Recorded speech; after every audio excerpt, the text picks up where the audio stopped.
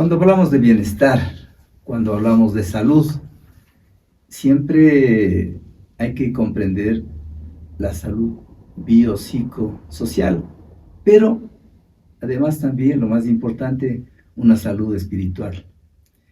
Y para lograr esa salud espiritual hay que trabajar la mente, trabajar las emociones, y uno de los recursos para llegar a ese nivel espiritual es la meditación. Justamente ese tema vamos a tratar hoy con Ana Elizabeth Vinuesa Pillajo. Ella tiene su centro de desarrollo transpersonal aquí en la ciudad de Ibarra. Justamente, Anita, muchas gracias por venir al canal Mitad del Mundo, nuestro programa Línea Equinoccial. Le decía que no solo somos cuerpo, no solo somos mente, somos espíritu. Y ese espíritu hay que trabajarlo mediante la meditación. Entonces, Anita, ¿qué es la meditación?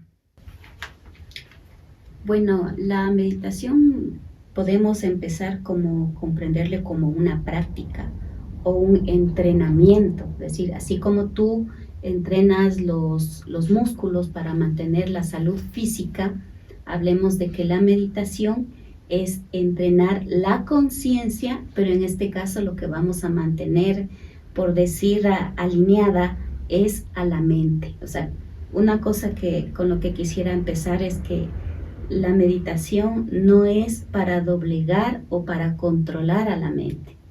La meditación es para, a través de la observación, adquirir autoconocimiento sobre esa mente.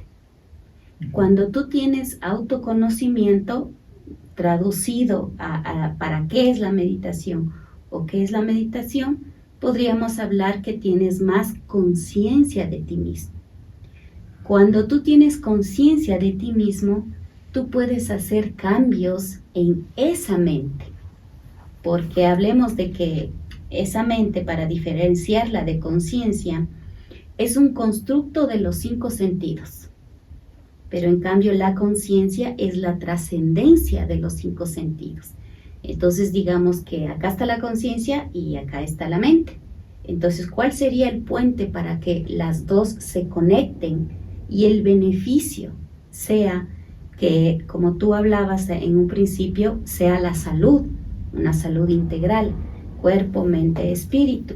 Entonces ahí viene la práctica de la meditación como tal.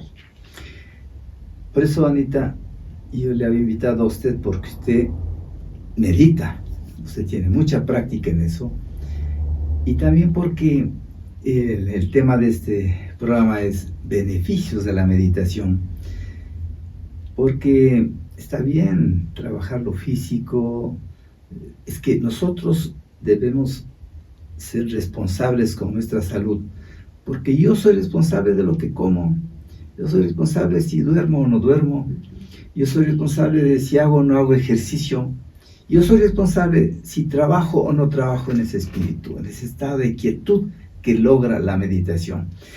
Al un momentito yo le escuchaba a Mario Alonso Puig un ejemplo que él ponía, que su profesor, un cardiólogo, Herbert Benson, cardiólogo, y él lo pone porque es un gran divulgador y defensor del Dr. Puig de la meditación. Él pone un ejemplo desde hace 40 años, cómo el Dr. Benson se fue a los Himalayas, siendo cardiólogo, se fue a los Himalayas a investigar a los monjes meditadores, cómo la meditación afecta positivamente hacia la presión arterial, donde la presión arterial está normal y muchas veces baja.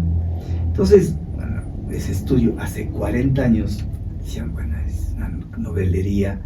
No, pues, justamente hoy le estamos dando la razón al doctor Benson de que la meditación afecta a todo nuestro cuerpo, pero positivamente.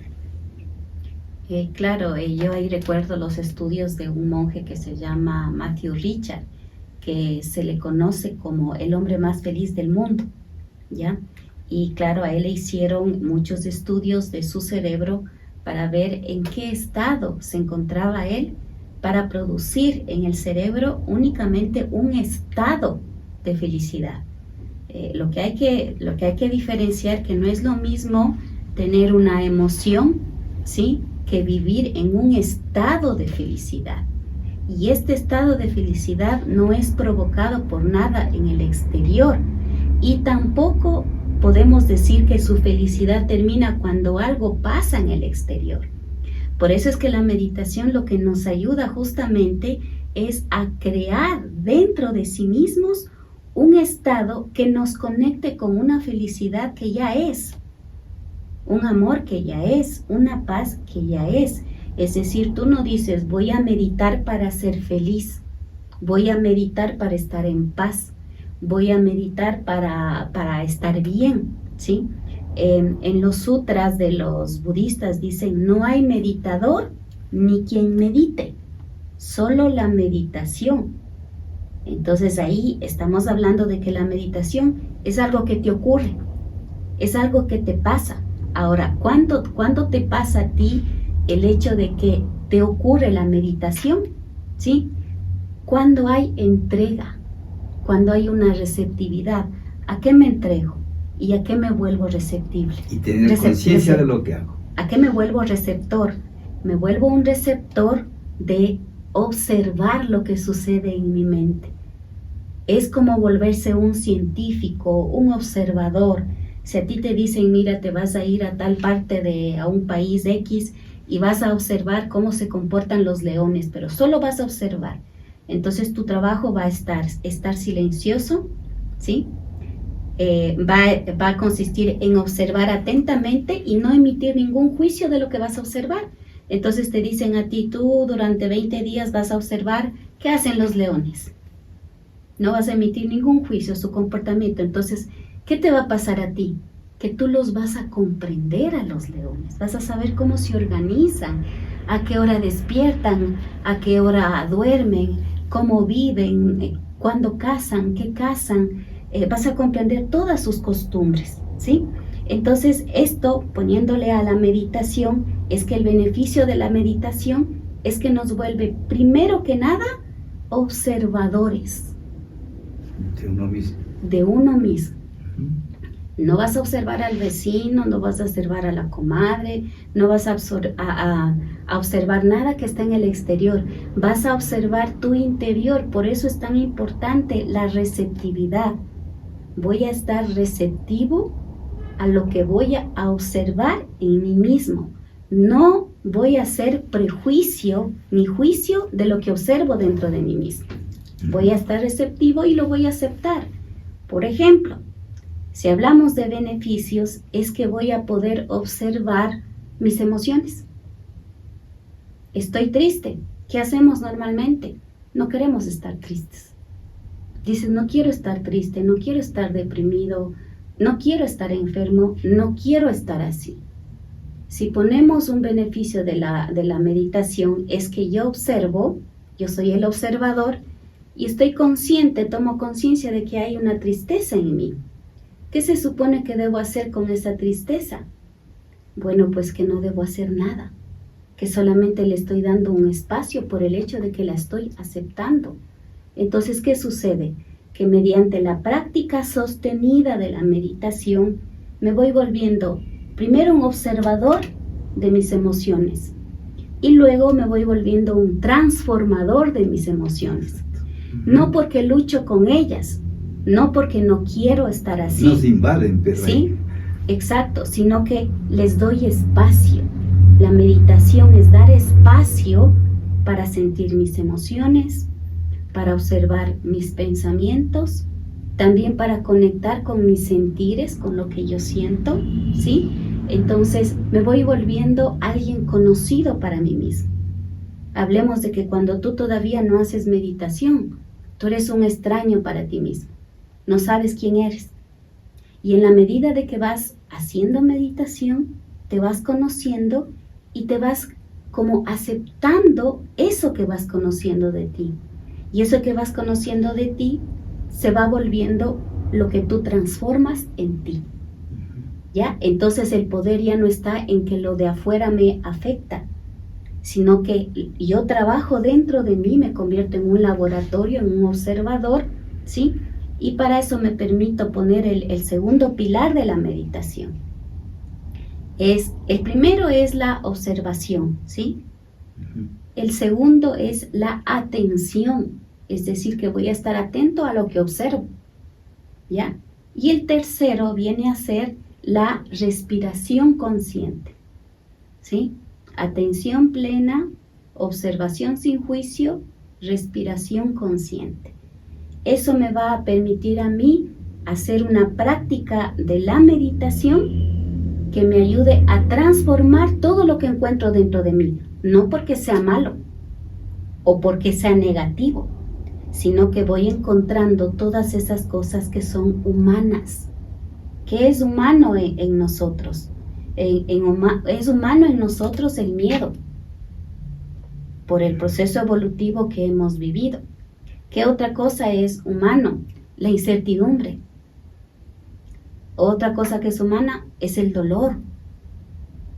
Y todo eso que es humano, de la misma manera que puede frenarnos, puede transformarnos en la medida que es observado. Es que, Anita, se produce fenómenos bioquímicos en el cerebro fabulosos con la meditación, por eso el importante programa de beneficios de la meditación que está a cargo de nuestra responsabilidad, porque cuando se está meditando se producen unas hormonas de la felicidad, como son la serotonina, la dopamina, la oxitocina, la endorfina, las endorfinas, hormonas de la felicidad, de la paz, de la tranquilidad. Pero si estoy alterado, si estoy tenso, nervioso, como en esta época de incertidumbre, el multitasking de Butcher-Han, que hago aquí y acá, que inclusive me afecta la vida diaria y me afecta el sueño, se producen hormonas muy perjudiciales en esta multiactividad de multitasking. Se produce mucho cortisol, ¿no? Se produce adrenalina, noradrenalina, producidas por las suprarrenales, que me suben la presión arterial, me quitan el sueño, no me dejan dormir. Así es, y también son oxidativas, ¿no? Claro. Porque tú sabes que el cortisol, aparte de estrés, produce dolor e inflamación. Así es. ¿Sí? Entonces, claro, en los beneficios de la meditación vendría a estar el hecho de que todos los flujos, lo primero que se altera cuando una emoción nos avasalla es la respiración. Cuando tú tienes ira, cuando tú tienes miedo, cuando tienes frustración, lo primero es que empiezas a respirar más rápido. Jadeas más. Y respirar más rápido implica que tu pecho se empieza a quedar la respiración allí. Hiperventilas. Exacto. Entonces entras en un estrés oxidativo. Ahora el asunto es que no está mal que te suceda eso, porque repito, es humano que te suceda eso.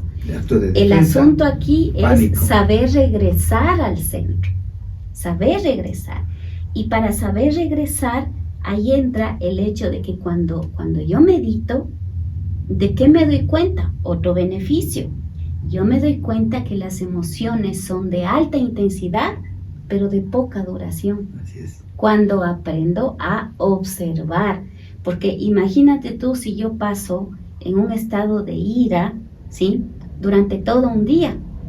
O sea, todo mi cuerpo va a entrar en un estrés oxidativo, y la presión, el flujo sanguíneo, todo, la fascia, el cuerpo, todo va a responder a esa emoción.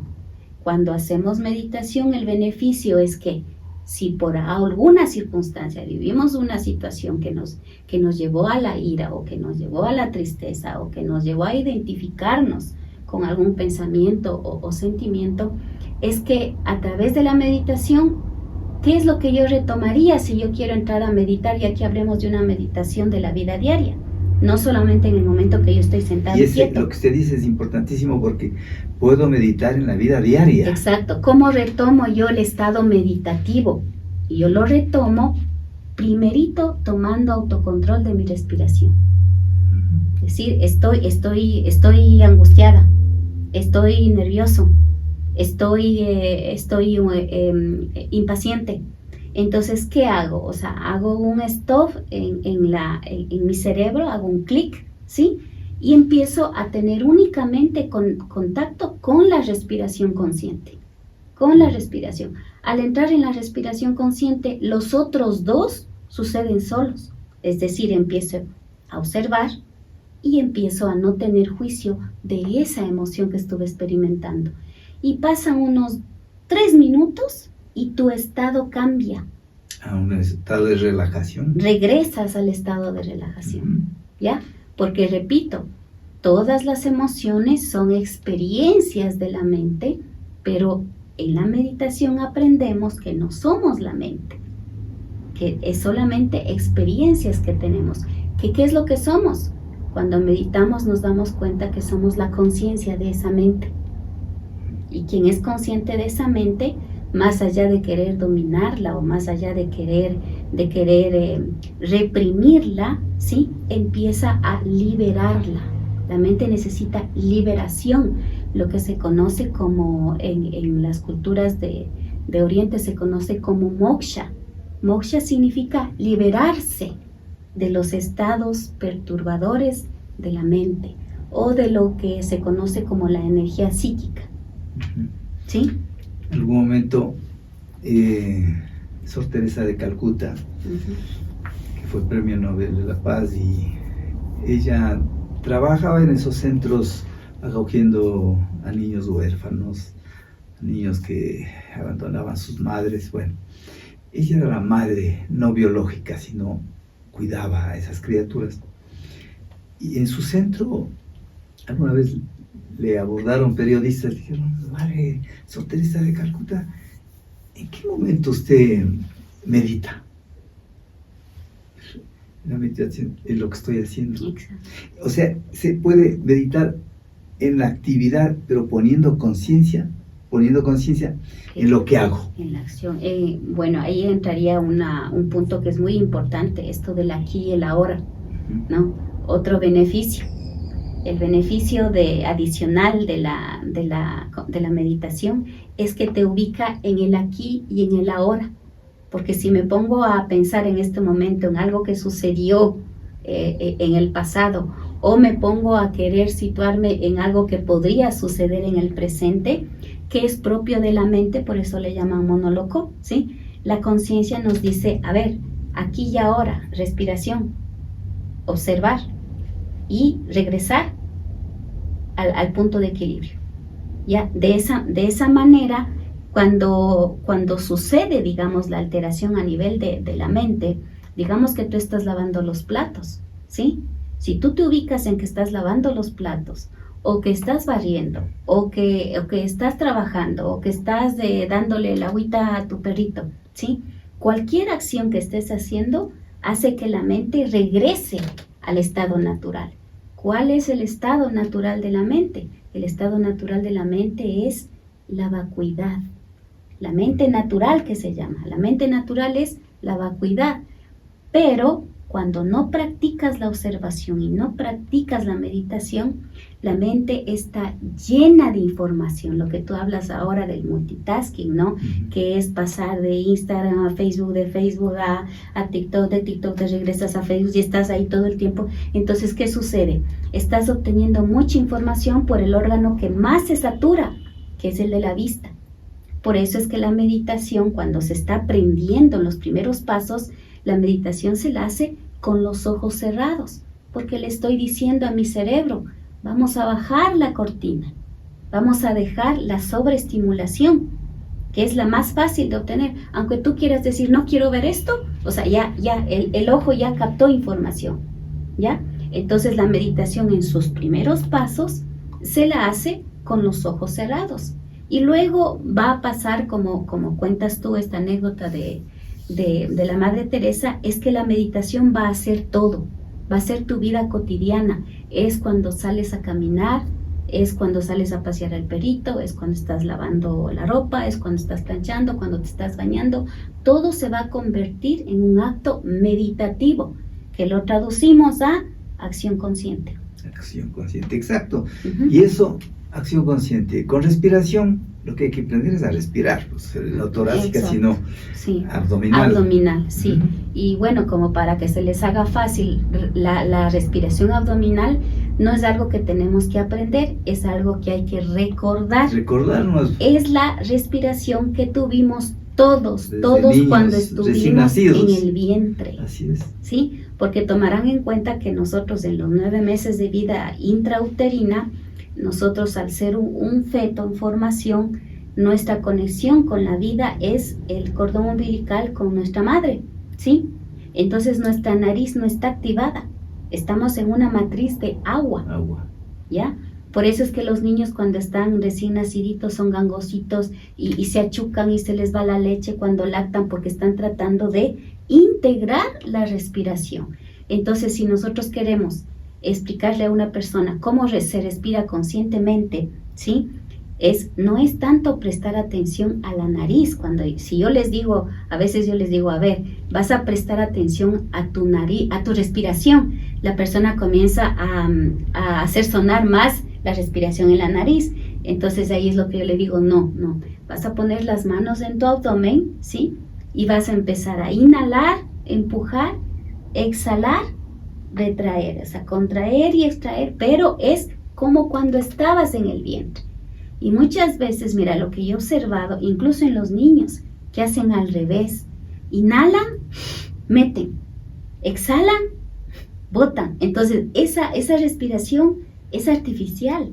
La verdadera respiración, la natural, la de vida, es inhalar, empujar, inflar, exhalar, contraer. Uh-huh. ¿Ya? Entonces, cuando reconectan con esa y mejor, respiración... si es que le hacemos trabajar al diafragma. Exacto, entonces no es la nariz. La nariz es solamente el sentido por donde el aire entra y sale. Pero el proceso de la respiración es mucho más, digamos, extraño que solamente el hecho de inhalar y exhalar. De hecho, respirar es una ciencia. Respirar conscientemente es una ciencia y es un arte. Entonces, si queremos empezar, podemos empezar por poner las manos en el abdomen, inhalar, exhalar y recordar esa respiración, ¿sí? Y luego de eso es el hecho de cerrar los ojos, porque estoy cerrando mi sentido a todo lo que me podría distraer. Distractores. Esos son los distractores. El otro punto que se podría ayudar es poner música de sonido blanco, música zen, música de agua, obviamente música instrumental sin voz ni nada, que ayude únicamente a que el oído se concentre en el sonido, ¿sí?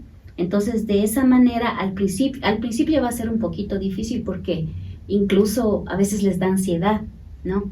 Entonces yo les digo, si te llega a dar ansiedad, lo que tienes que hacer es volver a tu respiración. ¿Sí? Hay un ejercicio de mindfulness que yo les enseño cuando hay, por ejemplo, ataques de pánico o de ansiedad o problemas para dormir, que es el ejercicio de las 40 respiraciones. El mindfulness son ejercicios que nos ayudan a introducirnos a la meditación. Entonces, este ejercicio se llama el ejercicio de las 40 respiraciones. Entonces, vamos inhalando, exhalando, 1, inhalando, exhalando, 2. ¿Cuál es el beneficio? Que logras atención, ¿ya? Entonces tenemos que a través de la meditación logramos encontrar paz interior, mejoramos la concentración. A nivel biológico hay una bajada de la presión arterial. ¿Por qué? Porque la respiración empieza a producir obviamente las endorfinas que nos llevan hacia la felicidad, hacia la paz, y eso hace que tú salgas del estado de estrés, ¿sí? Entonces, otro es que te sientes más enfocado. O sea, tú sales a tu día, digamos que tú haces meditación a las 6 de la mañana o a las 7 de la mañana, ¿y qué sucede? Que vas a estar más enfocado en las cosas que haces. Porque muchas veces con tantos distractores ahora lo que tenemos es que procrastinamos mucho, nos desviamos a veces de lo que tenemos que hacer, o a veces utilizamos más tiempo del debido para alguna tarea que determinamos de 20 minutos, por ahí nos quedamos 3 horas, ¿sí? Entonces no sabemos administrar el tiempo. La meditación nos ayuda a tener ese enfoque, esa concentración, esa atención para las tareas del día a día. Es decir, nos vuelve más organizados. Exacto, porque yo cuando imparto mis clases de Tai Chi, lo primero que les enseño es a respirar. Uh-huh.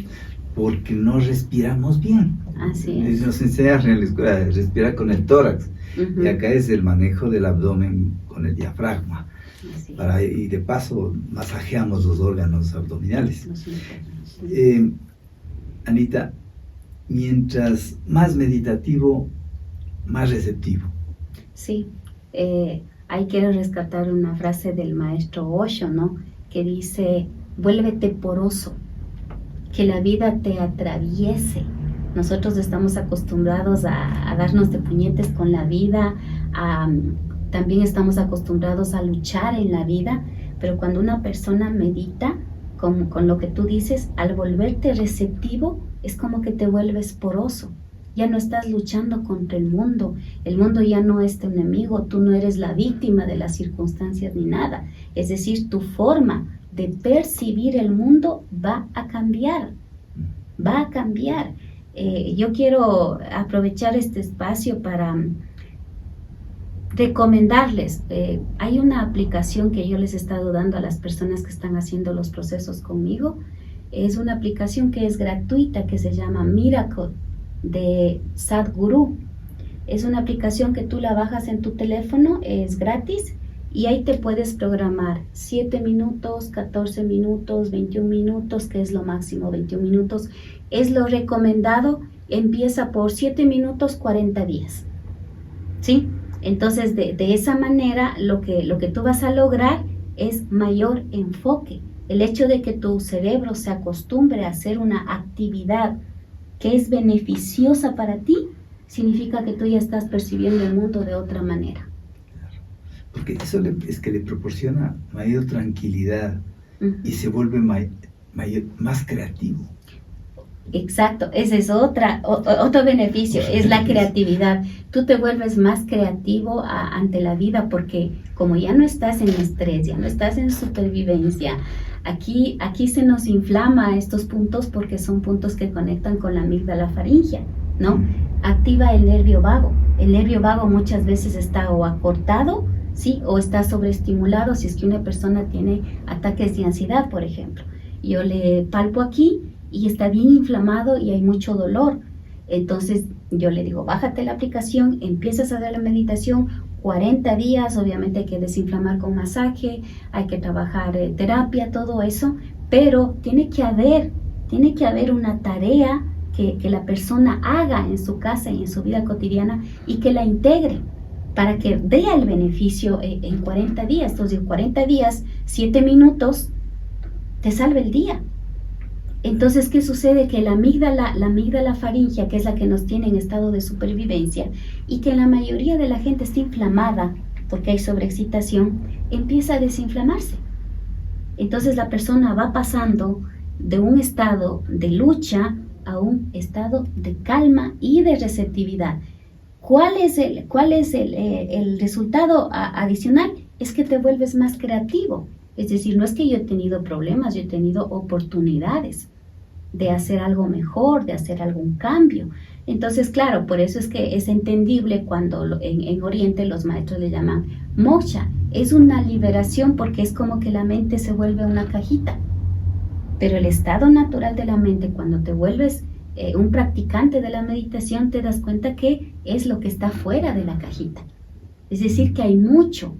Hay suficiente como para que tú encuentres la forma de vivir una vida más plena, que sería otro beneficio, ¿no? Es decir, vivir una vida más plena. Los beneficios son múltiples, comprobados desde hace muchos años, como hemos hablado, y mejora la inmunidad.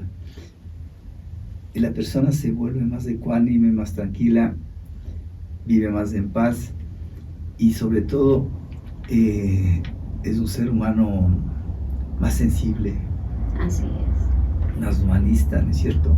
Claro, también aquí podemos poner el beneficio hacia el sueño.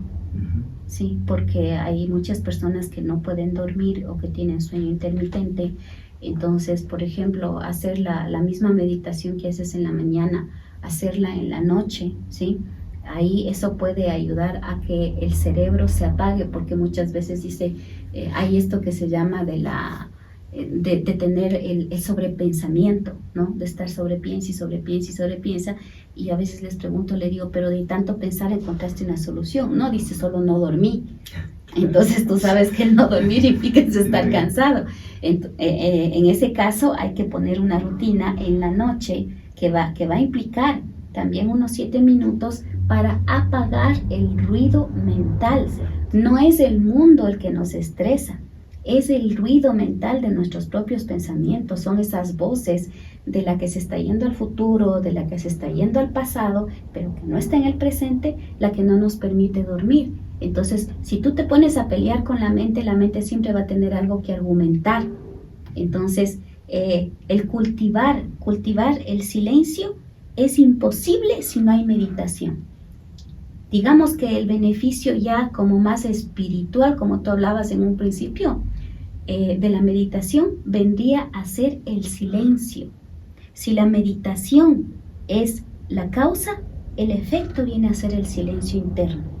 Imagínate lo que es apagar a este constructo que es la mente, que todo el tiempo está bla bla bla bla bla bla bla bla bla bla bla bla, emitiendo todo el tiempo pensamientos, ideas que sí, que no, que sí, contradictorios, dicotomías, entonces juicios.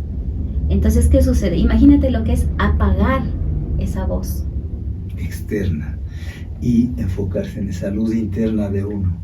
Cuando surge el silencio como un efecto que yo estoy causando a través de la práctica de la meditación, ¿sí? Ahí aparece lo que se conoce como la claridad, el discernimiento, o lo que tú dices, la luz interior.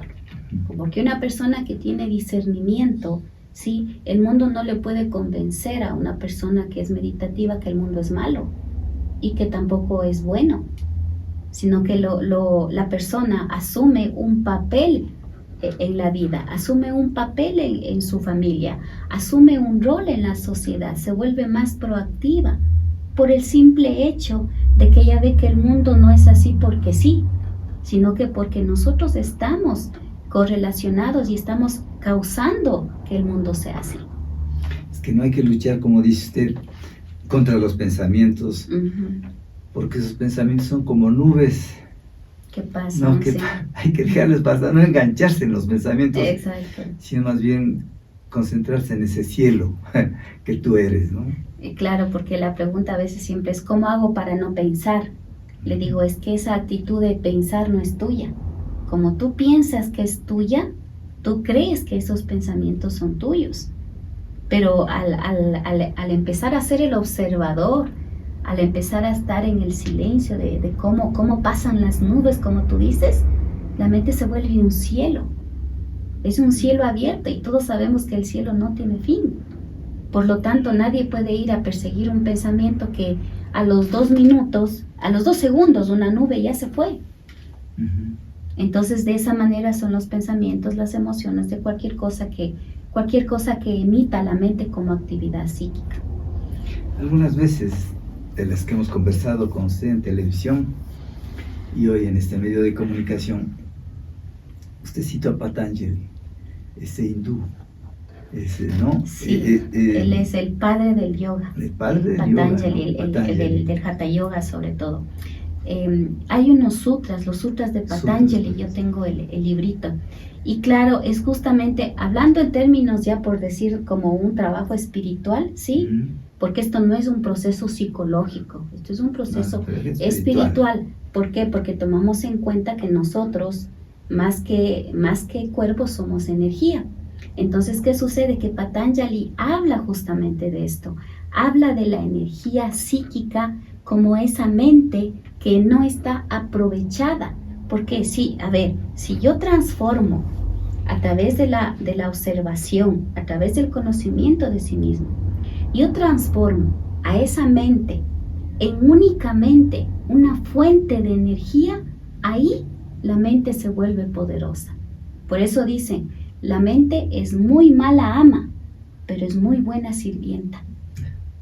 Cuando la mente se pone a nuestro servicio, es decir, como conciencia, es excelente hacedora y cumplidora y creadora de realidades.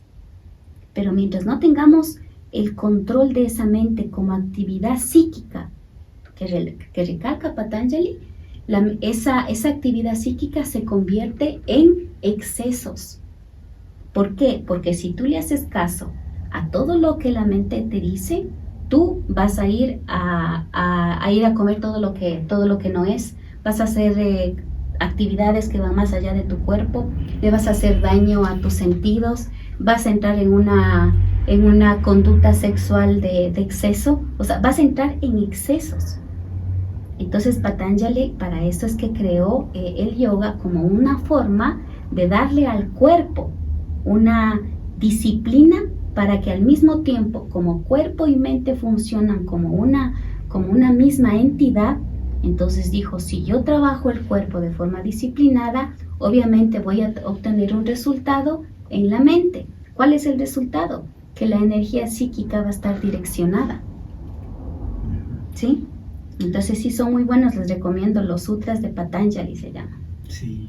Sí. Y sobre todo porque, claro, hay disciplinas como el yoga, el hatha yoga, que es lo que más se practica porque es la gimnasia hindú. Y en el yoga, que ya tiene otro nivel, el tai chi,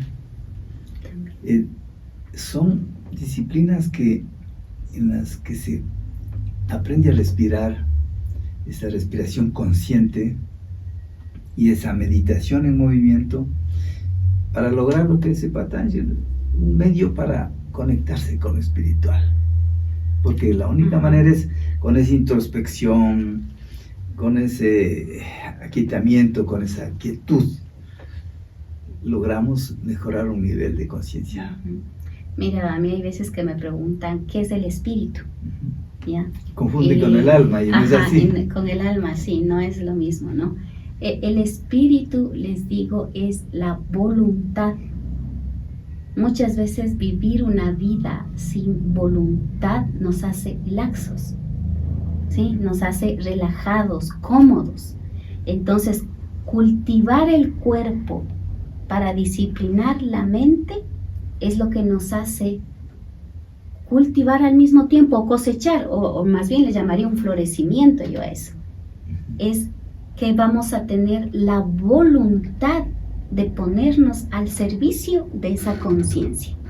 ¿De qué sirve que tú seas consciente de que algo está mal o de que algo no te conviene si tú no pones tu voluntad a nombre de esta conciencia y decir, voy a dejar que esta conciencia guíe mi vida? Por eso es que decimos que la mente es muy mala ama, porque la mente, como no es conciencia, es a veces un poco beligerante con el resto de decisiones. En cambio, la conciencia no. La conciencia no culpa a los demás. La conciencia dice, yo soy la causa y el efecto. La mente siempre dice, me, tú, mí, ¿sí? Dice, me dañaron, me mintieron. En cambio, la meditación te lleva a adquirir una conciencia en donde nadie es culpable de cualquier cosa que surja en tu vida. Eres la causa y eres la consecuencia. Los hindúes son muy claros en esta constitución septenaria, donde está la personalidad, donde lo físico, lo emocional, el kamamanas, el antakarana y esa triada superior. A esa triada superior no podemos llegar si es que no logramos controlar a ese cuaternario que es la personalidad. Así es. Personalidad significa, viene de persona, y persona significa máscara. Y ser una máscara hasta cierto punto, cuando todavía no eres consciente, es fácil y es cómodo, pero no es lo que somos. Cuando haces meditación, esa máscara se te va cayendo. Se te va cayendo porque te das cuenta que estabas justificándote en muchas acciones.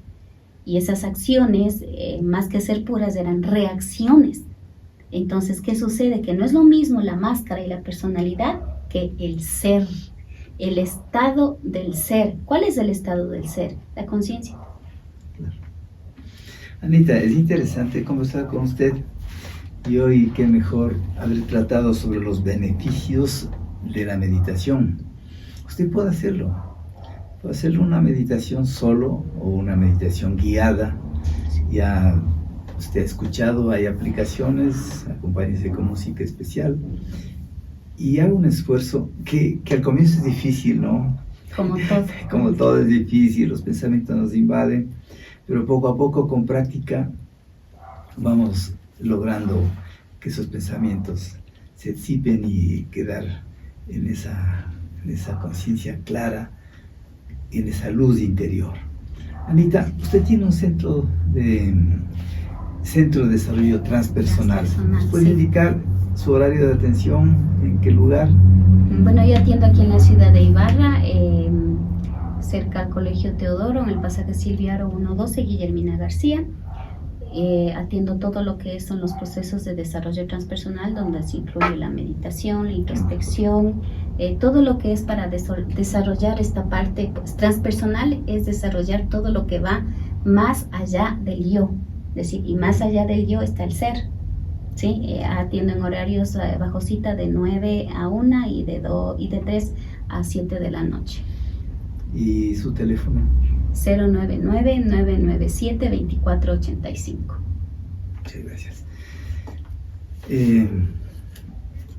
Este programa lo hacía porque al inicio me explicaba de que nosotros somos responsables, nosotros somos nuestros propio médico y yo decido que como, si hago o no hago ejercicio, si duermo o no duermo, si tomo sol o no tomo sol y si me dedico también a cultivar la espiritualidad. Y una de las formas de llegar a esa espiritualidad es con la meditación. Muchas gracias para quienes nos miran este programa.